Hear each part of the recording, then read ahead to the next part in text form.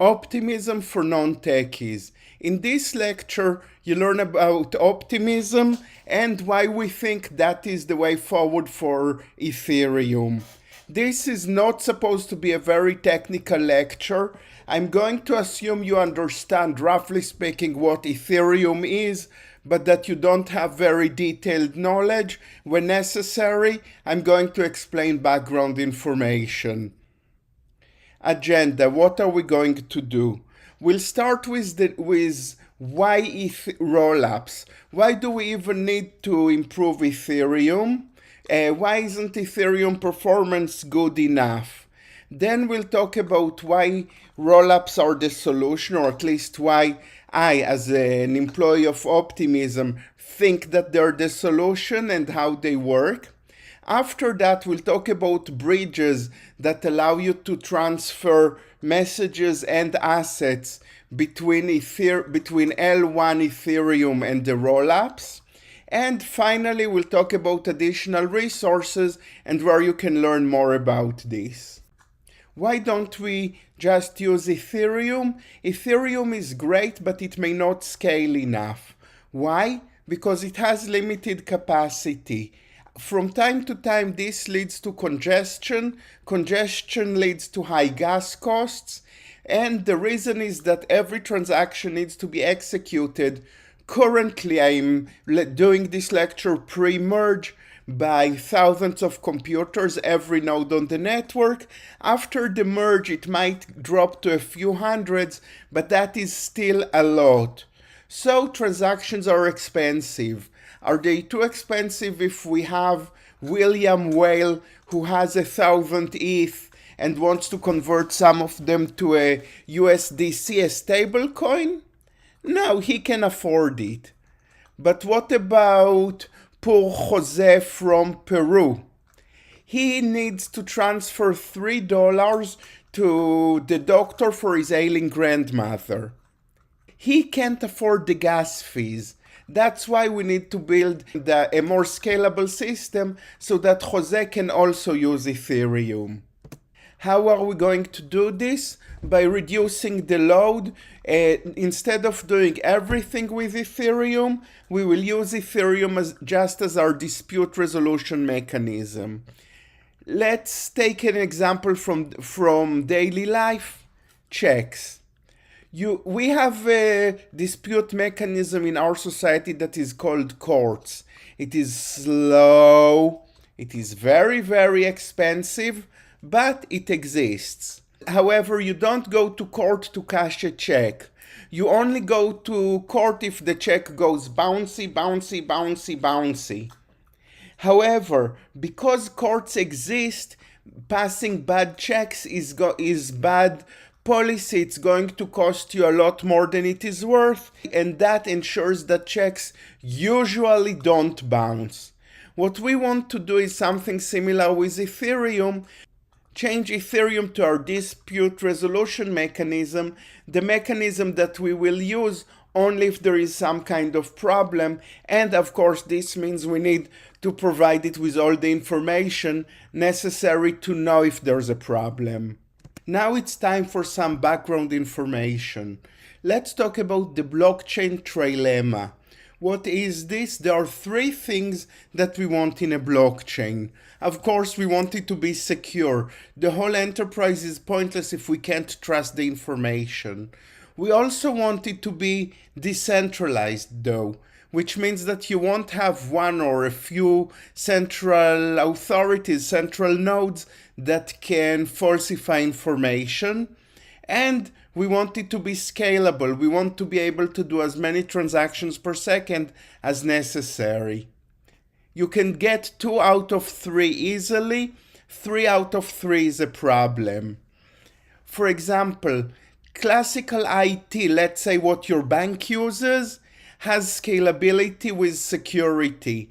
They can do a lot of transactions, but that is because they only have a few servers that they control that hold the database, and if they wanted to zero out your account, technically they could do it. Blockchains typically work on decentralization with security. This is the priority in Ethereum. However, this means that we need to have a sufficiently small block size and a sufficiently large amount of time between blocks that everybody should be able to buy a laptop and use that to run a node. And to achieve this level of decentralization hurts our scalability. Improving scalability and decentralization is at the same time is difficult because decentralization means you have lots of different servers, and scalability means that you need to process transactions very fast, and there has to be one canonical order of the transactions. Otherwise, I could give you $5 on this server, give somebody else the same $5 on that server. And yes, we're scalable, we're decentralized, but we are not very secure. Ethereum gives us several features. One feature is data integrity. You can't fake information. This is because every transaction is signed by somebody who is authorized to do it. Also, there's data availability. Every node has the data to verify the blockchain state. What do those two mean? Let's say that you sent me 5 ETH yesterday. I can't come today and say, no, you sent me 10 ETH. I should have 5 more ETH in my balance, and I can't do it because your transaction is signed with the amount 5 ETH. Data availability means that you can't come and say, why is there 5 ETH missing from my balance? I never sent them. Because every node has the data, so everybody can see that yes, you did send them to me yesterday. In addition to this, there's secure computation and secure internal storage. And the reason for that is because thousands of computer nodes and running in thousands of places by thousands of different organizations can't all plot to deceive us in exactly the same way. So if the Ethereum network said that they calculate that something happened in a certain way, probably that's the way it happened. So, since we are using some features from Ethereum, we are essentially building on top of it, so we call Ethereum itself layer 1, and the systems that are built on top of it, such as Optimism, Arbitrum, Starkware, etc., we call layer 2. And we offload whatever we can, whatever doesn't absolutely have to happen on Ethereum, which usually means the secure computation and the secure internal storage. Of course, this means that we need to have some other mechanism to ensure that this functionality that we offloaded is still secure. The type of layer 2 solution we'll talk about here is rollups. Rollups write all of their transactions to Ethereum L1, meaning that we inherit data integrity and data availability. Instead of calculating the results of transactions on thousands or hundreds of nodes, we calculate them someplace else for cheap, and we have a mechanism to ensure that the reported results, the reported state after the transaction, is accurate.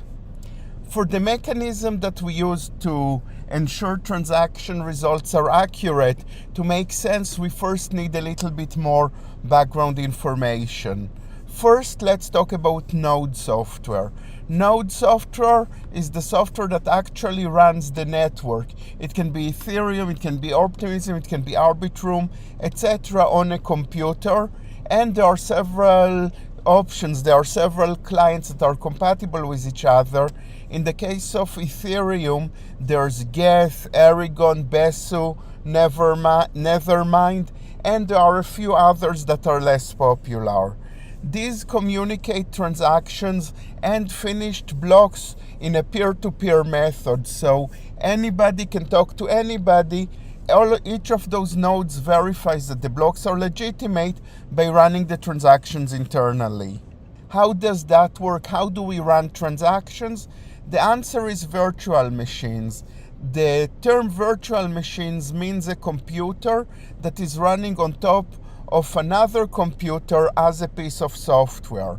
And one common example is the EVM, Ethereum Virtual Machine. We have a physical computer.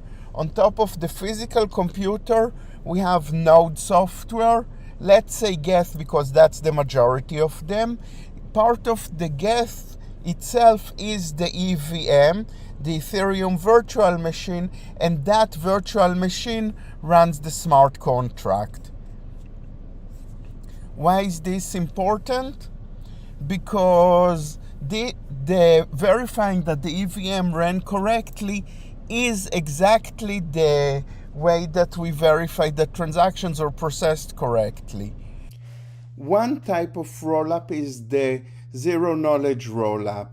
It got this name because it calculates a zero knowledge proof that a transaction was executed correctly. Never mind what zero knowledge is. It's a mathematical term that's not very relevant.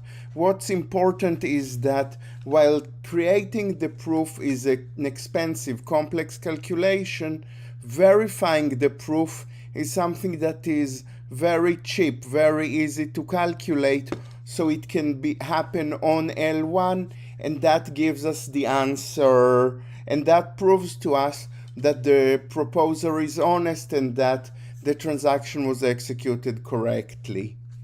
The problem is that it relies on very complicated mathematics. It may or may not be feasible to run the EVM, the Ethereum Virtual Machine, through zero knowledge proofs like this. The reason I say it is because it is definitely possible in theory. Zero knowledge proofs have been proven to be something called Turing complete, which means that anything a computer can do, they should be able to do. The question is the performance. And the other issue is that because the math is so complicated, it is difficult to find people to audit the code and verify that it works correctly. This is, of course, a major consideration in security systems like blockchains. The other type, and what Optimism does, is called an optimistic rollup. Optimistic rollups post the results on L1 immediately after, or soon anyway, after running the transaction, but then there is a fault challenge window for others to dispute them. Instead of relying on math, they rely on economic incentives. If you post the correct result as the proposer, you get a reward. If you dispute an incorrect result as a verifier, you get a reward. If you post an incorrect result, however, as the proposer, or if you dispute a correct result as a verifier, then you lose the stake that you need to put in. Why it's bad to post an incorrect result is obvious. The reason that disputing a correct result also has a penalty is because it otherwise could be used as a denial of service. I object, and that way slow everything down. So we make it expensive to do it. The way this works is using fault challenges. They were originally called fraud challenges, and you can still find that term in a lot of places. However, we decided to rename them to fault challenges because incorrect states are likely to be accidental rather than malicious. How does that happen? There are two steps. The first is bisection, getting to the one step where before it the proposer and the challenger agree, after it they disagree, and then we execute this one small step on L1. So, how does it work? There are three entities. There's the proposer, which is a piece of off-chain software that proposes what the post-transaction state should be. Then you have the verifier, another piece of off-chain software. This one checks if the proposer proposes the right state, and challenges if it isn't. And finally, you have the arbiter. That one is an on-chain smart contract. The source code is known. Everybody can trust it. It holds stakes from the other participants. It receives their claims about the state, and it runs the single step to actually decide. So let's start looking at it. Before the transaction in question, let's say that the proposer and verifier agrees. The proposer says the state is S0. The verifier says, you're right, it's S0. Then the proposer proposes after the transaction, the state is S7. The verifier responds by sending a transaction to the arbiter. Your proposer is crazy. It is CS7A. The arbiter then says, well, we know you agree on the state before the transaction. We know that you disagree on the state after the transaction. Let's start looking where exactly is the disagreement by doing bisection, by looking at the middle. So after step 4, what is the state? The proposer says it's S4, duh. The verifier says, what drugs are you taking and can I have some? It's S4A, completely different. The arbiter then says, okay, we know the problem is step 4 or earlier. Now let's see what the two of you say about the state after S2. The proposer says, S2, after step 2, it's state 2, S2. The verifier says, you know something? For once you are telling the truth. It is indeed S2. So the arbiter says, okay, now we know that you both agree on the state after step 2. We also know you disagree on the state after S4. This means that either step 3 something happens that causes you to disagree on, or step 4 something happens that causes you to disagree on. Let's see what you think about the state after step 3. The proposer says it's S3. The verifier says, you are back to your old tricks. It is S3A. And now the arbiter says, okay, you both agree it's S2, then you run S3 and you disagree on the result. So I will run S3 and what I say goes, because I'm a smart contract and everybody knows that they can trust me, right? Before we actually go into how it runs that one step, though, we need a bit more of background. First, what programmers like to write their programs in a language like Go, for example, which is what you see here in the white frame, and it does something, it's pretty readable. Computers, however, don't read that kind of code. What computers need to execute is a bunch of bytes, a bunch of binary numbers that tell them exactly what to do. The software that converts the first one to the second one is called the compiler. So how do we run the one step on L1, which is done by the arbiter, remember? In the case of Arbitrum, they transpile, which is translate EVM to AVM, Arbitrum Virtual Machine, and Arbitrum Virtual Machine is written in such a way that it would be easy to execute one AVM step. In the case of Optimism, we still are working on it. It's work in progress. We're not there yet. But the way that we're going to do it is to compile the node software, and we are going to use Geth to a format called MIPS. It's not the complete Geth, it's a subset. We call it mini Geth. Then we run this MIPS as a virtual machine on the EVM. So we have a physical computer running Geth. Inside Geth runs the EVM. Inside that we have the MIPS VM, and that is running mini Geth. This sounds like performance would be terrible, right? The only reason it sounds to you like performance would be terrible is because you do not need the hearing aid.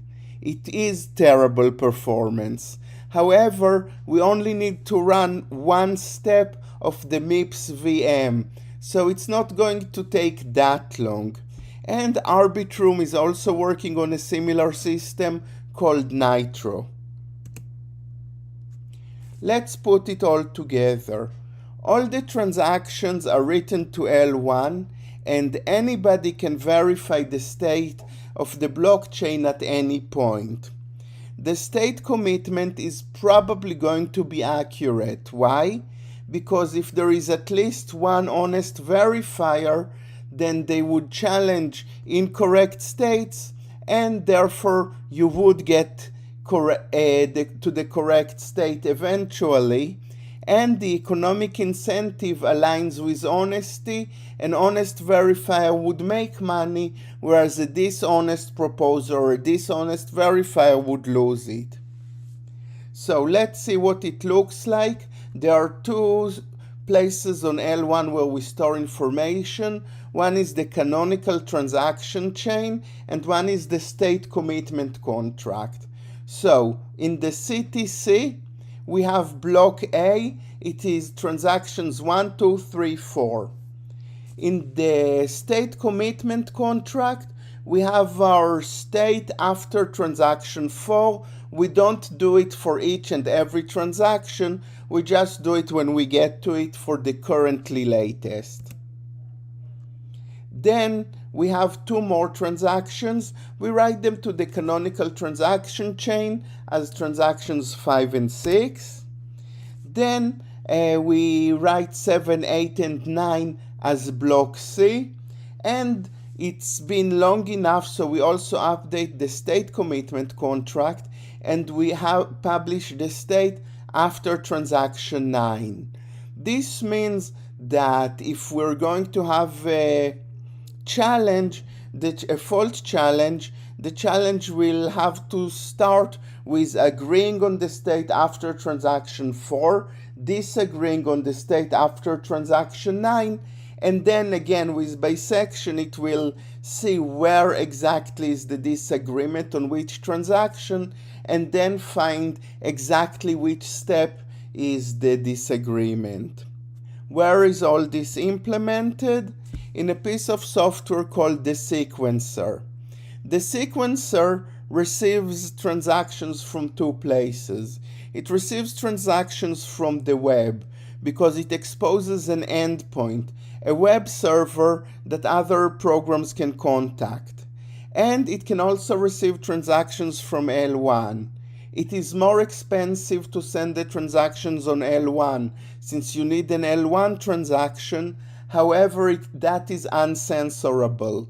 On the other hand, if we as the sequencer receive the transaction through the internet, we can always pretend we never received it and censor and prevent access. So the L1 blockchain is really a safety mechanism here to prevent that censorship. Then the sequencer writes the blocks to L1, to the CTC, the canonical transaction chain, and it proposes new post-transaction states to the state commitment contract, and those can then be disputed by verifiers. This isn't the early days of Bitcoin. People already have various assets on the Ethereum network, and they don't want to deal with a whole new and unrelated set of assets. They want to transact using those assets that they already have, just at a lower cost on an L2 system. So the solution, what's the solution? We create entities called bridges, and we use them to transfer assets between L1 and L2. There are two types of bridges. We'll start with the trustless bridges that use the same mechanisms used by the Optimism rollup itself, and then we'll talk about the trusted bridges that rely on you trusting that whoever runs it is being honest, but that can be a lot faster and cheaper because of it. Okay, trust trustless deposit. How do deposits work? The user on L1 on Ethereum calls the L1 bridge and sends it assets. In the case of ETH, the user just sends the asset directly.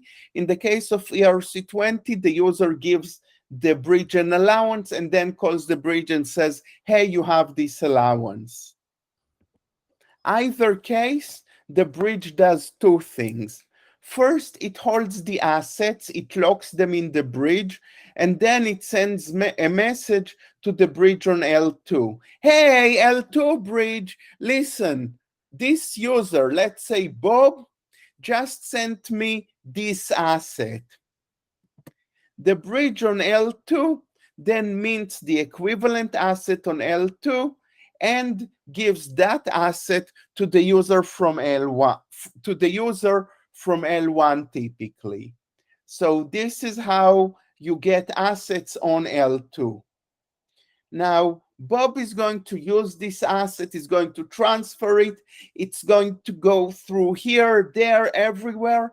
Eventually, somebody else, let's call her Ada, will get it, and she will want to withdraw it back to L1. How is she going to do it? She again sends the assets to the bridge. Now, the L2 bridge does two things. First, it uses a match, it burns the assets on L2, and then it sends a message to L1. Hey, L1 bridge, listen, this address, let's say Ada, just sent me this asset. I burned it. You need to release the equivalent asset on L1 and give it to Ada. Nothing happens for a week. Why? Because that's the time for fault challenges. So for a week, Ada sits there, waits. The assets are essentially in limbo. And we are waiting to see if there's any challenge or there isn't. Let's say that there wasn't any challenge during that week. Now, Ada can send a claim transaction on L1 that goes to the bridge and says, hey, bridge, can I have my assets? You got a message that sent them to you. And of course, she doesn't say you got a message that sent them to you. What she actually says is, this is a Merkle root of the state, and here is the Merkle proof that part of that state is that message that you need to release those assets to me. And the L1 bridge checks that message, verifies it, and releases the L1 assets back to the user, in this case, Ada. Now, a trusted bridge is faster, but you have to trust the bridge software. The bridge, in theory, could cheat you. So how does this work? The user sends the assets on one layer, and the bridge then sends them back on another layer. The user must trust the bridge, and the bridge has to trust the optimism state and is therefore likely to run a verifier. So how does it work? Let's say Ada sends an asset again now to the trusted bridge on L2. So the bridge on L2 now has more assets. The bridge serve and it sends that message to send it to Ada on L1 to the bridge server. When we say send a message from the blockchain to something that is not the blockchain, it's essentially an event, emit an event. The bridge then goes to the L1 bridge. So the bridge server then goes to the L1 bridge and says, hey, listen, you need to send Ada this amount of this asset.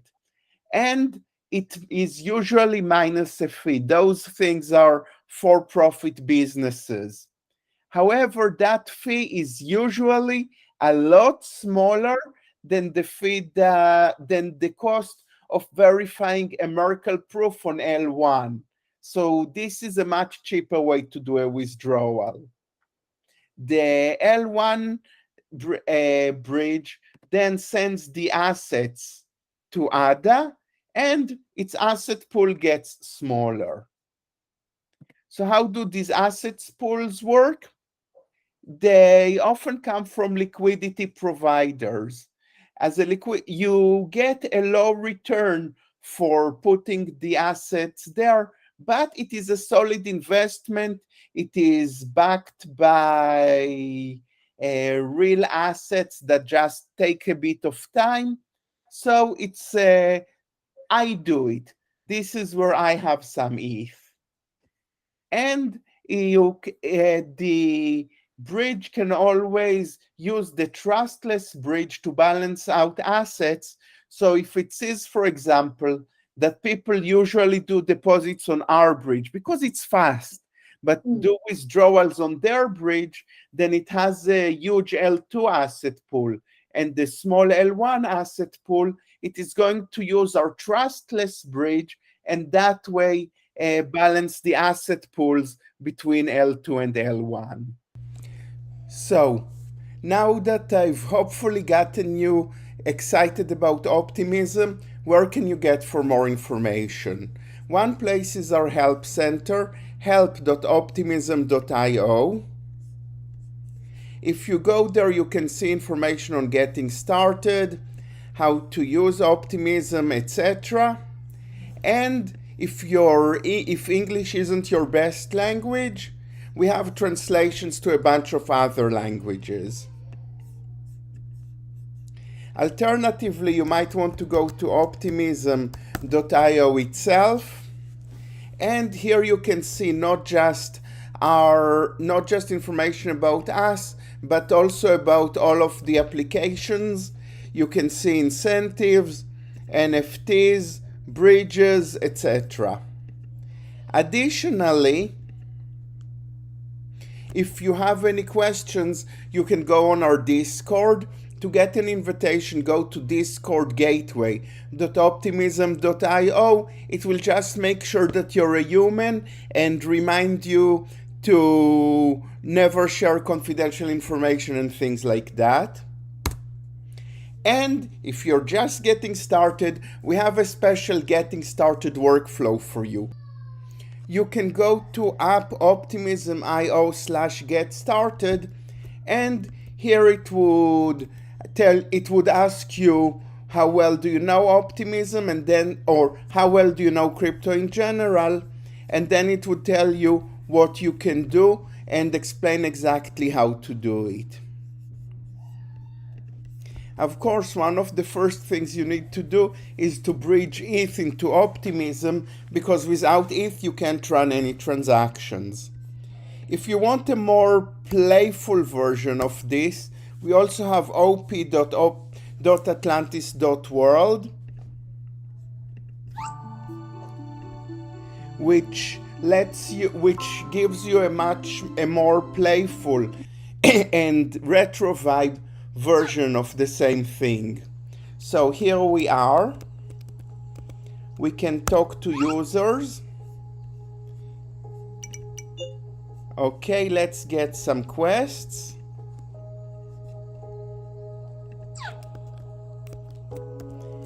and we walk around the world. We enter various buildings like City Hall and get the basics of information from various systems, from various creatures that we talk to.